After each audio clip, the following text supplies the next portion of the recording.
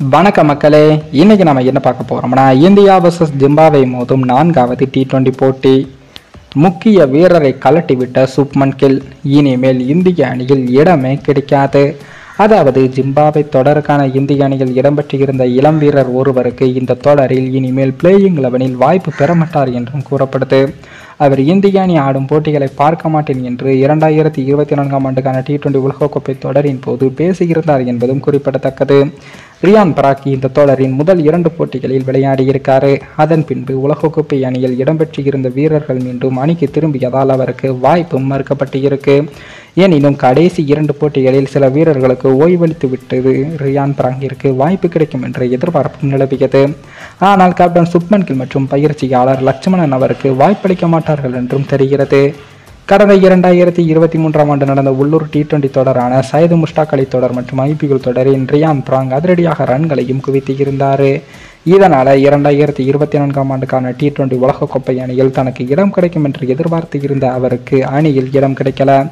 இதனையடுத்து அவர் அளித்த பேட்டி ஒன்றில் தான் உலகக்கோப்பை அணியில் இடம் பெறாததால் உலகக்கோப்பையில் இந்திய அணி ஆடும் போட்டிகளை பார்க்க மாட்டேன் என்றும் கூறியிருந்து இருக்காரு. இளம் வயதிலேயே இது போன்ற தேவையற்ற பேச்சுக்களால் அவர் மீது கடும் விமர்சனங்களும் எழுந்திருக்கு. பல வீரர்களுக்கும் இந்திய அணியில் இடம் கிடைக்கவில்லை.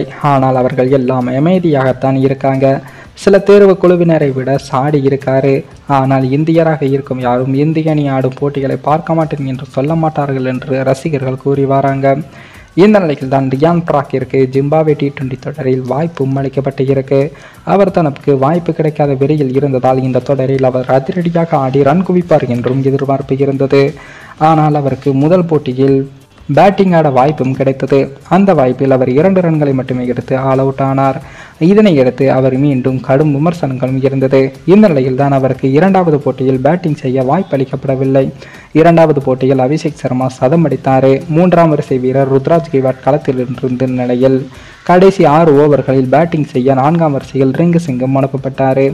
ஆனால் இந்த இடத்தில் ரியான் பராங் தான் பேட்டிங் ஆடி இருக்க வேண்டும். ஆனால் கேப்டன் சுப்மன் கில் மற்றும் பயிற்சியாளர் லட்சுமணன் அவரை நம்பவில்லை.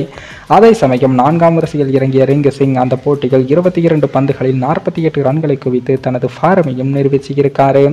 இந்த நிலையில் தான் 3வது T20 போட்டிக்கு முன்னதாக ஜெய்ஸ்வால், சஞ்சு சாம்சன் மற்றும் சிவம் துபே ஆகியோர் T20 அணியில் இணைந்து இருக்காங்க. அவர்களுக்கு இடமளித்து தனது வாய்ப்பை இழந்தார் ரியான் பராங். அவர் முன்னதாக இந்திய அணி குறித்து பேசியிருந்தாலும் முதல் போட்டியில் தனக்கு கிடைத்த அரிய வாய்ப்பை பயன்படுத்த தவறியதாலும் அவருக்கு இந்த தொடரில் இனி வாய்ப்பளிக்கப்படாது என்றும் கூறப்படுகிறது. அதன்படி 4வது T20 தொடரில் இந்திய அணியின் பிளேயிங் 11ல் எந்த ஒரு மாற்றமும் இருக்காது என்றுதான் எதிர்பார்க்கப்படுது. அதன்படி சுப்மன் கில், ஜெய்ஸ்வால், அபிஷேக் சர்மா, ருத்ராஜ் கெய்க்வாட், சஞ்சு சாம்சன், சிவம் துபே, ரிங்கு சிங், வாஷிங்டன் சுந்தர், ரவி பிஷ்னாய், ஆவேஸ் கான், கலீல் அகமது ஆகியோர் இடம்பெறுவார்கள். மேலும் இந்த வீடியோ ஏதோ ஒரு விதத்தில் உங்களுக்கு பிடித்திருக்கும் என்று நினைக்கிறேன். நம்ம சேனலுக்கு புதிதாக வீடியோ பார்க்கிறீர்கள் என்றால் மறக்காமல் சப்ஸ்கிரைபர் செய்துவிட்டு பாருங்கள். இன்னொரு வீடியோவில் சந்திக்கும் வரை நான் உங்கள் தமிழ்.